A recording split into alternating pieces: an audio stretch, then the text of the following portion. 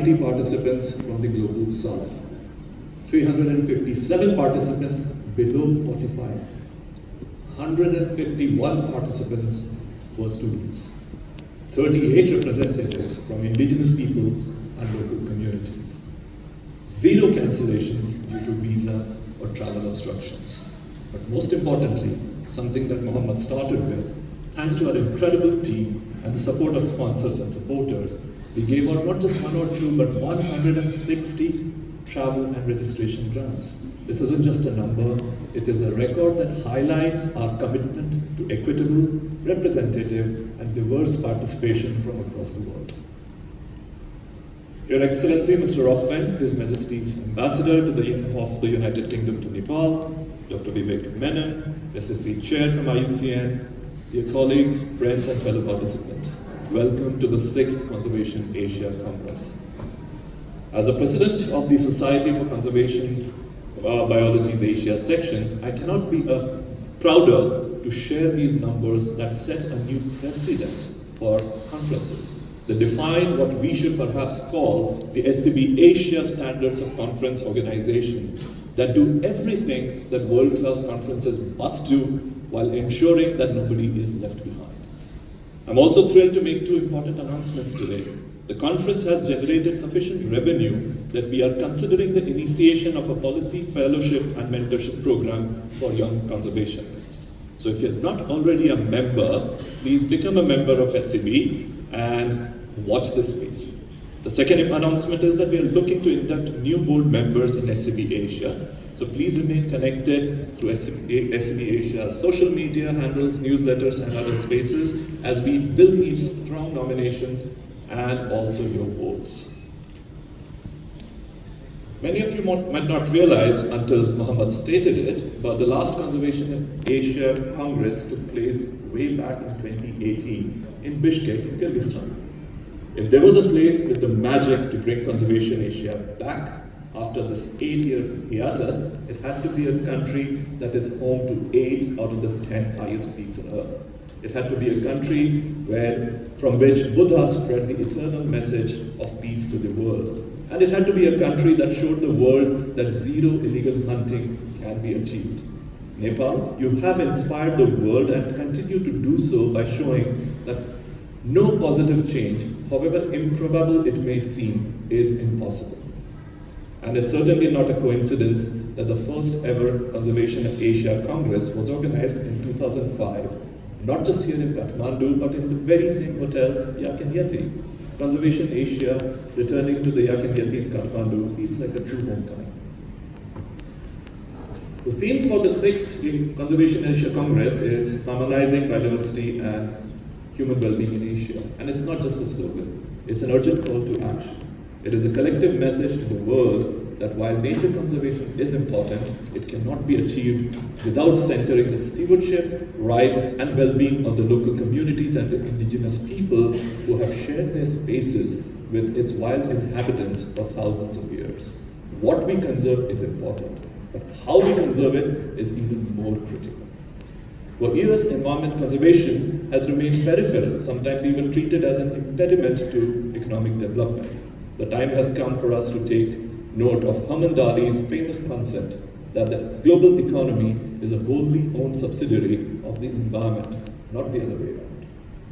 According to economists, climate change is projected to cost the world $38 trillion a year by 2050 in damages to agriculture, infrastructure, and human productivity. We saw how a single zoonotic outbreak stripped the world of trillions of dollars within a year. We see poorly planned infrastructure costing billions of dollars to the exchequer, while illegal wildlife trade remains second only to the illegal drug trade in funding terrorism. If anyone still thinks that environmental issues are an impediment to economic development and human well-being, I take it personally as a failure of communicating conservation effectively. In fact, you should take it personally too. Make a point to invest time, energy, and resources, not just to publish findings, but also communicating them effectively to bridge the gap with public and policymakers alike, as Vivek mentioned. The next 3 days, we will see an unprecedented exchange of knowledge, experiences, and even some questions that might be uncomfortable and may not be easily answered. The participants of this conference did make it easy for the reviewers. I'm flickering in the backdrop. They made it very difficult and gave it an agonizingly difficult time because the quality of most submissions was such that it was difficult to organize and pack so much knowledge into 3 days. I cannot put into words how eagerly I'm looking forward to learning from many of you presenters who will be speaking and presenting here in the next 3 days. I do have a request to the younger conservationists. Please make the most of this conference. Conferences are much more than a power-packed schedule of hundreds of presentations and posters. Think of this as a crucible where partnerships spawn, relationships mature, and faces are added to names. And I'm not saying it just for effect. I can recount 2 important milestones in my own professional career that I owe to such a conference, in fact to such conferences. The first one was when my colleague Dr. Ali Nawaz was sitting somewhere in the audience and I were recruited by the Snow Leopard Trust soon after presenting about tigers and bears respectively at a conference in Oxford way back in 2007. The second was when I sat with Professor David Borchers from St. Andrews University and Daryl McKenzie, who's again here, on the sidelines of the Statistical Ecology Conference in Kent and then in Seattle, having discussions that led to initiation of population assessment of the world's snow leopards. PAWS, a seminal program that brings not only 12 countries, but more than 80 organizations together to assess global snow leopard populations. In fact, Nepal very recently released its own countrywide snow leopard estimates using the protocols, and you might want to keep an eye out during this Congress for a session when one of my colleagues, Dr. Oliver Wern, will be presenting an update on PAWS as well. In my experience, one of the most important skills a conservationist must have is that of building friendships.